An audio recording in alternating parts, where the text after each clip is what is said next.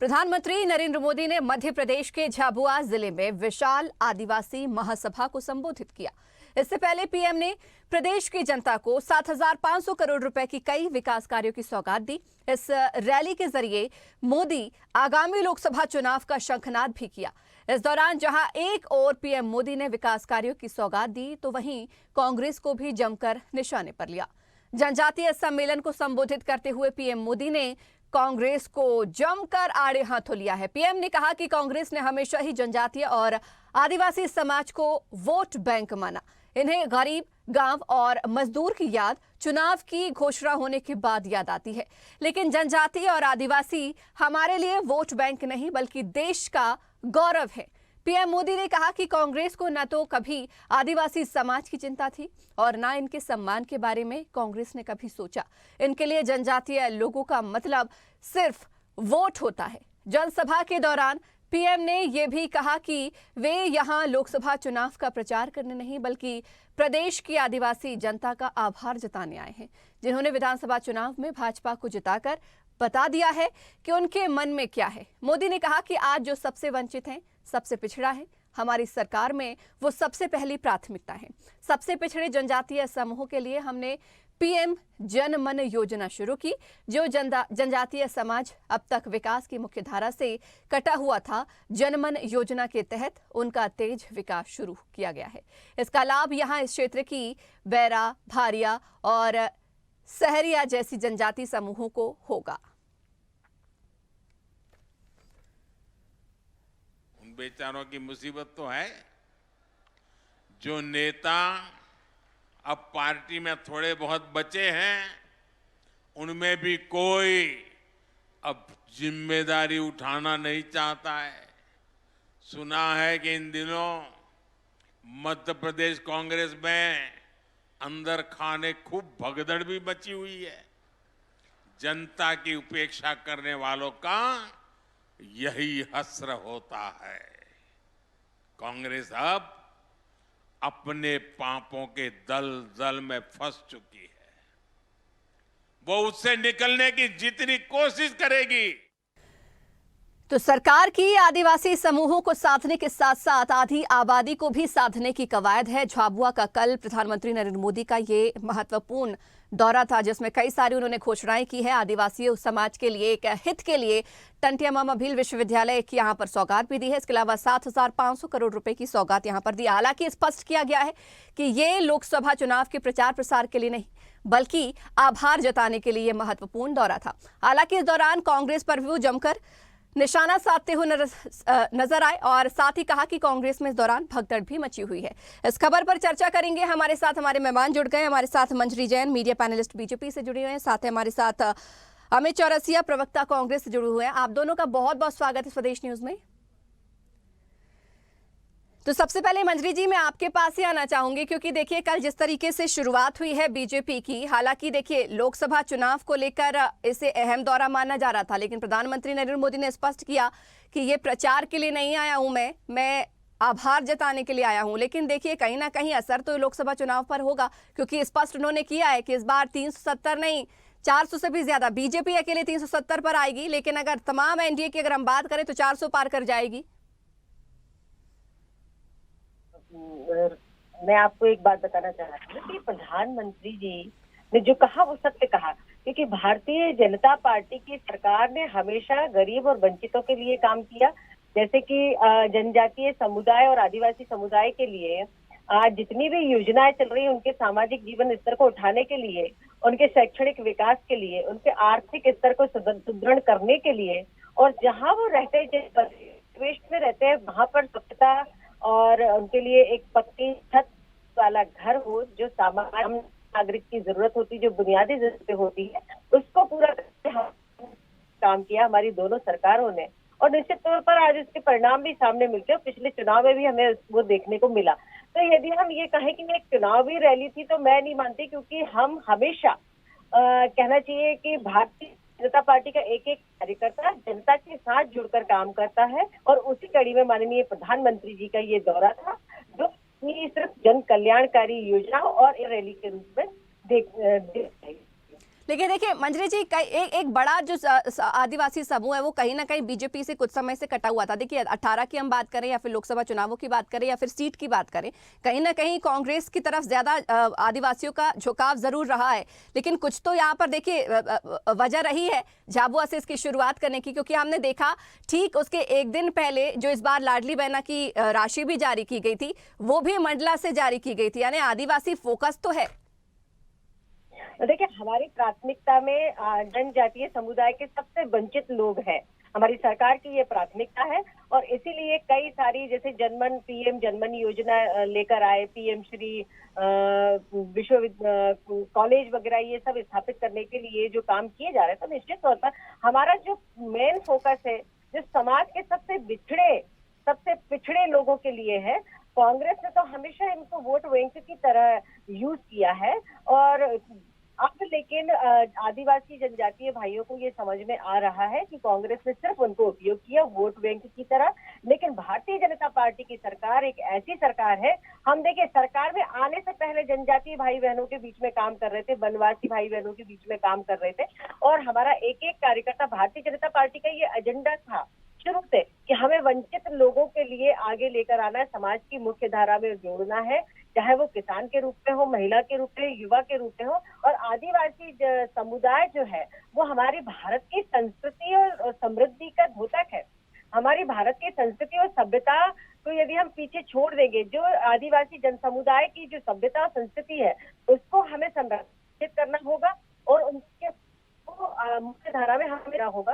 तो निश्चित तौर पर अगर पीएम इस कड़ी को आगे बढ़ाते हुए मंडला से या झाबुआ से अपनी जनसभा को संबोधित करते हैं तो उसको चुनावी तौर पर नहीं देखना चाहिए।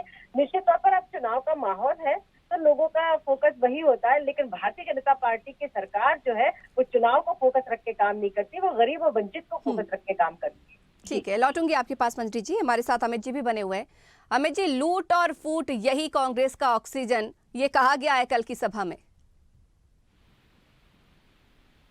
इतनी अच्छी बात अभी मंजरी जी ने कही कि आदिवासी सभ्यता और संस्कृति के उत्थान के लिए भारतीय जनता पार्टी काम कर रही है। संचिता जी थोड़ा समय आगे पीछे जाइए, विधानसभा चुनाव के पूर्व इसी आदिवासी सभ्यता पे, मानव सभ्यता पे इन्हीं के आदिवासी विधायक के प्रतिनिधि मूत्र विसर्जन करने का घृणित पाप कर रहे थे और ये बात कर रहे आदिवासी उत्थान की। शिवराज सिंह चौहान जी ने 207 करोड़ रुपए का बजट आवंटित किया था, चुनाव के पूर्व बड़ी बड़ी घोषणाएं करी संचिता जी, और वो 207 करोड़ रुपए जब चुनाव खत्म हो गए वापस से मोहन यादव जी जो इनके प्रतिनियुक्ति पे आए हुए मुख्यमंत्री हैं, जो पता नहीं लोकसभा चुनाव के बाद रहेंगे या ना रहेंगे, उसमें एक बड़ी अनिश्चितता का माहौल खड़ा हुआ है।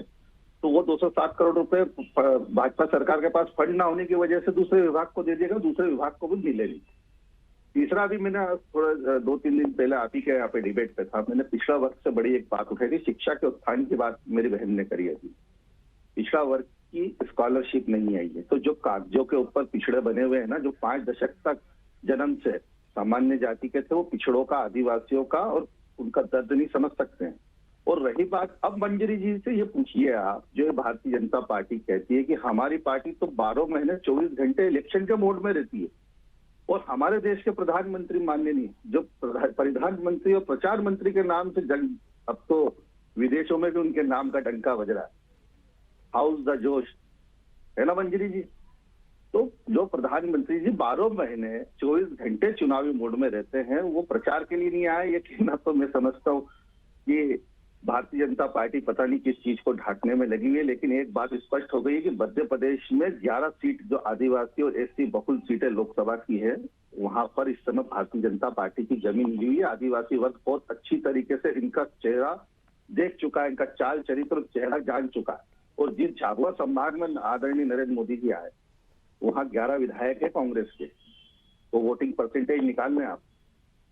कांग्रेस को आदिवासियों ने अपना भरोसा भी दिखाया है और अपना विश्वास भी कांग्रेस के साथ दिखाया।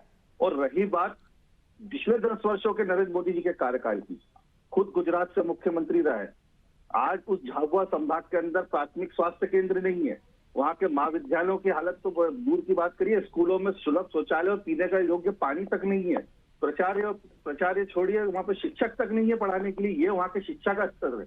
प्राथमिक शिक्षा प्राथमिक स्वास्थ्य केंद्र का ये स्थिति है कि वहाँ के लोगों को दाहोद, अहमदाबाद, सागर, सूरत तक जाना पड़ता है इलाज कराने के लिए। तो वहाँ आज तक पिछले 20 वर्षों से भारतीय जनता पार्टी की सरकार क्या सुविधाएं दी हैं उस अंचल में?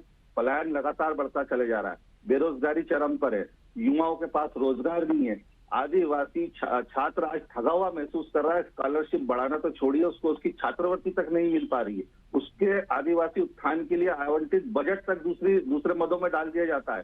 307 से अधिक योजनाएं मध्य प्रदेश में बन गए और प्रधानमंत्री जी 500 करोड़ रुपए की घोषणा करके जा रहे हैं। तो घोषणावीर प्रधानमंत्री जी और घोषणावीर मुख्यमंत्री जी का तो हर्ष देख लिया आपने, शिवराज सिंह चौहान जी का आज मार्गदर्शक मंडल में भेज दिया गया। तो ऐसे असुरक्षित प्रधानमंत्री इस देश के हैं जो विपक्ष के नेताओं से तो भय खाते ही हैं, अपनी ही पार्टी के उन नेताओं से भी भय खाते हैं जो उनकी आने वाले समय में उनकी कुर्सी को चुनौती दे सकते हैं। छत्तीसगढ़ में जाइए, रमन सिंह जी की स्थिति क्या कर दी, नितिन गडकरी जी की स्थिति क्या कर दी, राजनाथ सिंह जी की लेकिन स्थिति क्या कर अमित जी दी। ये भी तो देखिए, बीजेपी ने राष्ट्रपति पद, प्रदेश का राज्यपाल का पद, ये भी जनजाति समूहों के पास में है।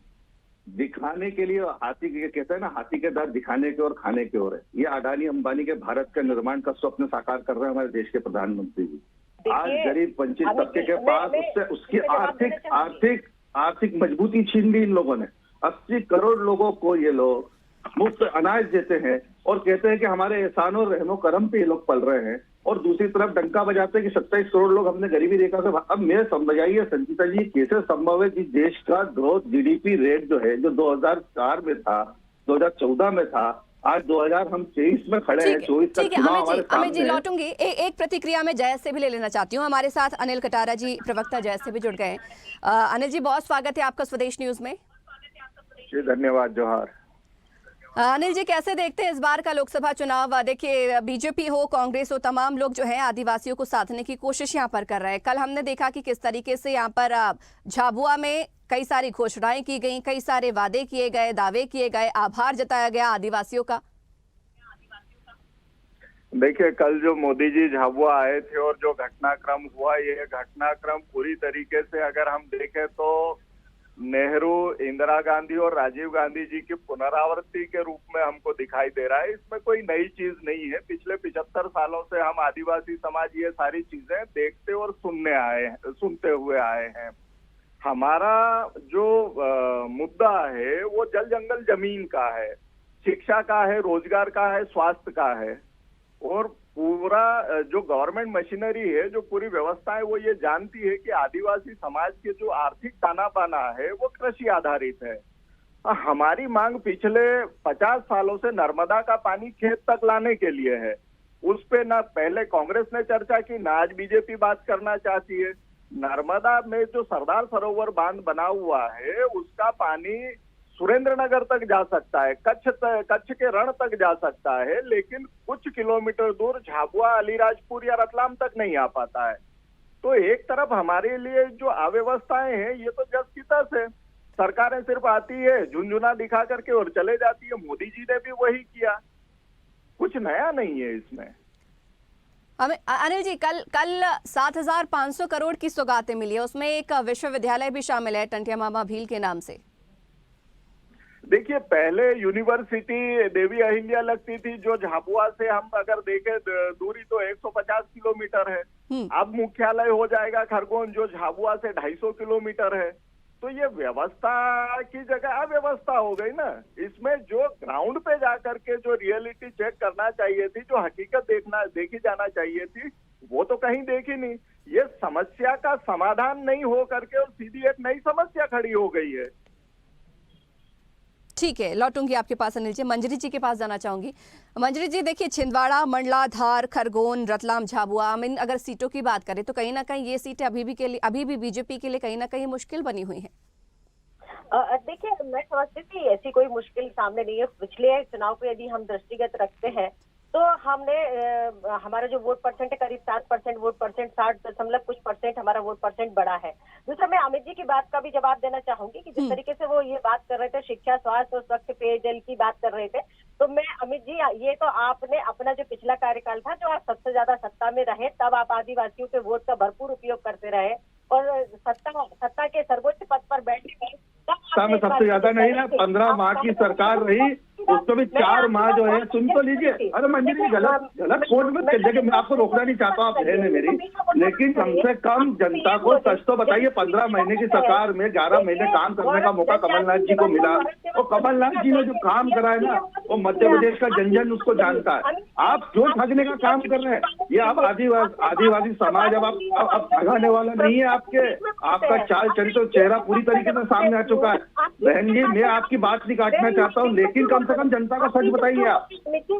मैंने आपकी बात समाज के ऊपर हो रही है, तो मैं आप दोनों सामान्य प्रवक्ताओं से ये जानना चाहता हूँ कि बीजेपी और कांग्रेस शेड्यूल 5 के ऊपर चुप क्यों है? आप बताइए ना। नहीं, बीजेपी और कांग्रेस मुझे ये बताएं कि 5वीं अनुसूची के नाम पे आप लोगों के मुंह पे ताला क्यों लग जाता है? जल जमीन, जयस का मेरा भाई प्रश्न उठा रहे हैं। जल जमीन जंगल की असली लड़ाई किसने लड़ी? जल जमीन और जंगल की असली लड़ाई किसने लड़ी? पैसा एक्ट क्या है धरातल को लागू? सुन तो लीजिए, पिछले 20 वर्षों से भारतीय जनता पार्टी की सरकार काम कर रही है। आप मुझे ये बताइए, आज बड़ी बड़ी घोषणा भारतीय जनता पार्टी करती है। मैंने क्या कहा आपसे? आज कोरोना काल से आदिवासी छात्रावास बंद पड़े हुए हैं। जाता है आप, अरे मेरी बात तो सुन लीजिए। नहीं करते हैं। बात तो सुन, होता है, लोकसभा होता है, विधानसभा होता है, आप घर घर आते हैं, आप माथा टेकते हैं, आप पैर छूते हैं, आप आशीर्वाद मांगते हैं, आप सत्ता में जाते हैं, और सत्ता में जाने के बाद में 5वीं अनुसूची के नाम पे आप दोनों को बुखार आने लगता है। आप लोग मुद्दे की बात क्यों नहीं करते हैं? आप बात सुनेंगे और कांग्रेस बताए ना, आप मुद्दे की बात क्यों नहीं देखिए, करते? देखिए, हमारी मांग मैं मंजरी जी से यहाँ पर पूछना चाहूंगी, मंजरी जी से पूछना चाहूंगी, मैं कांग्रेस के पास भी आऊंगी, जयस के पास भी आऊंगी। मंजरी जी, आपसे देखिए, एक तरफ तो यहाँ पर बीजेपी ने कहा कि कोई प्रचार प्रसार के लिए मोदी जी नहीं गए, वो सिर्फ और सिर्फ आभार प्रकट करने के लिए गए। लेकिन दो बातें यहाँ पर और सामने आई हैं। देखिए, पहली बात तो उन्होंने कहा कि वोट ज्यादा लाने की जड़ी बूटी मैं आपको बताता हूं। एक प्रमुख बात ये रही, और दूसरी प्रमुख बात ये रही कि एक तरफ उन्होंने ये भी कहा कि जनजातीय समूह जो है वो सम्मान पाने का अधिकारी है, वोट पाने का नहीं। कैसे देखेंगे फिर इस बयान को? देखिए, मैं आपको वही बताना चाहती हूँ। सबसे पहले तो मैं आपसे ये अनुरोध करूंगी कि अगर पक्ष आपको डिबेट करनी है तो पहले दोनों प्रवक्ताओं से कहिए कि वो बीच में ना बोलें। जी बिल्कुल, मैं बारी बारी से जाऊंगी, आप पहले अपनी बात रखें। जी, अनुशासन का पालन करें। जी बिल्कुल, तथ्य रखेंगे तो बोलना पड़ेगा। मैं पहले मंजरी जी से चर्चा कर लूं।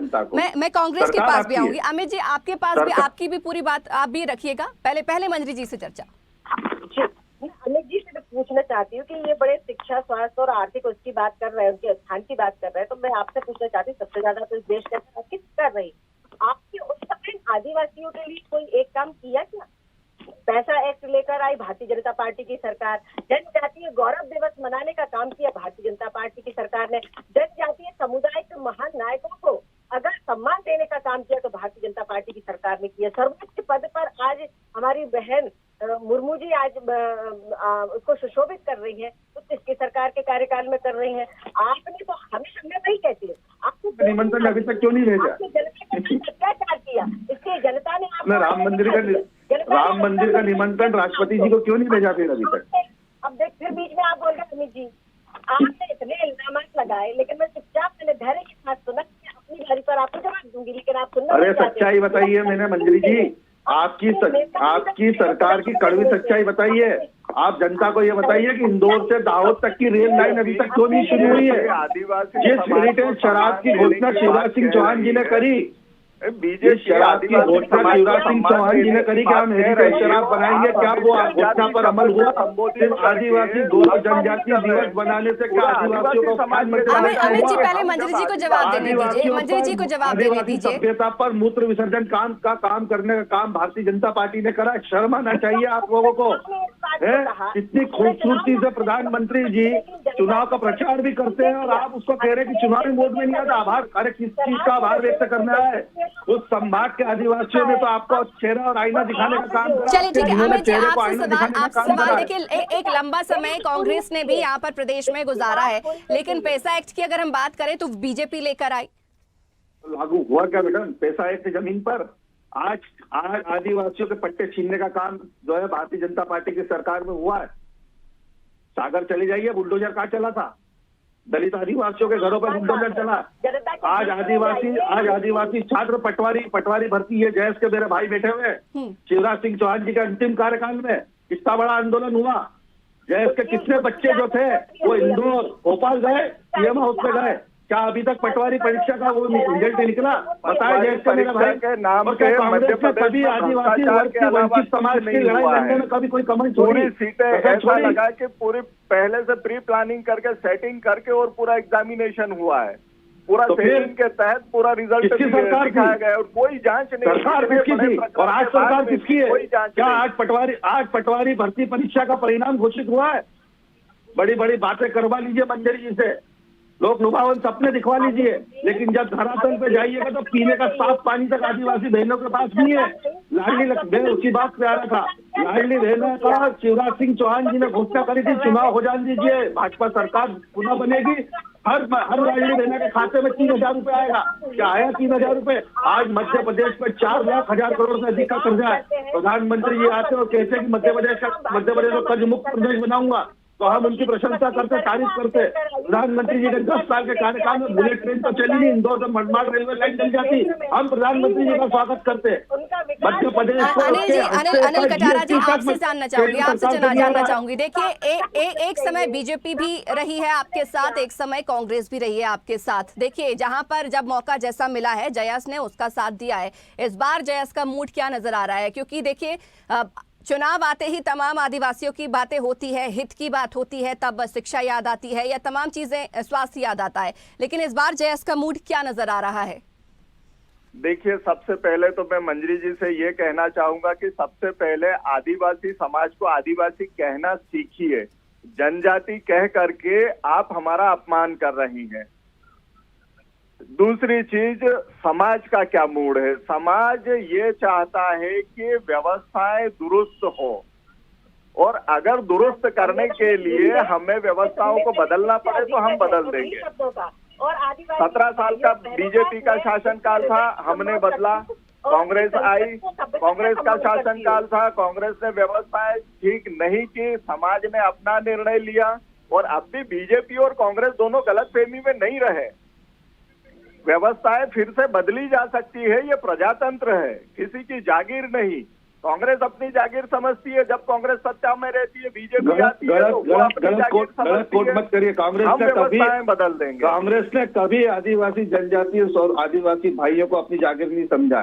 हमेशा लड़ाई लड़ी है, दोनों पूरी ईमानदारी से लड़ाई लड़ी है। ये अलग बात है कि आज हम सत्ता और सरकार में नहीं है, अगर हम सत्ता और सरकार में होते। चलिए ठीक है मंजरी जी, अमित जी, अनिल जी, आप तीनों का बहुत बहुत शुक्रिया हमारे साथ जुड़ने के लिए और चर्चा करने के लिए, इस चर्चा में शामिल होने के लिए। तो जिस तरीके से कल प्रधानमंत्री नरेंद्र मोदी का झाबुआ दौरा था और कहा जा रहा है कि बड़े समूह को, जनजातीय समूह को, आदिवासियों को साधने की कवायद यहां से की गई है। जिस तरीके से लोकसभा चुनाव आने वाला, एक बार फिर से लग रहा है आदिवासी वर्ग महत्वपूर्ण भूमिका निभाएगा। लेकिन अगर आदिवासियों के मूड की बात करें, जयस की मूड की बात करें, तो अभी भी यहाँ पर तय नहीं है कि किसका साथ देना है या किसका साथ नहीं देना है। एक बार फिर से कहा जा रहा है कि जो जल, जंगल, जमीन की बात करेगी, पार्टी उसका साथ देगी। हालांकि कल का दौरा प्रधानमंत्री नरेंद्र मोदी का आने वाले समय में क्या इफेक्ट डालेगा, ये देखने वाली बात होगी। इसी के साथ ही इस खास पेशकश में फिलहाल इतना ही। बने रहिए स्वदेश न्यूज के साथ, सबसे पहले देश। अगर आपको हमारा वीडियो पसंद आया तो लाइक, शेयर, कमेंट, सब्सक्राइब करें, बेल आइकन का बटन दबाएं। हमारी वेबसाइट swadeshlive.com पर जाना ना भूलें।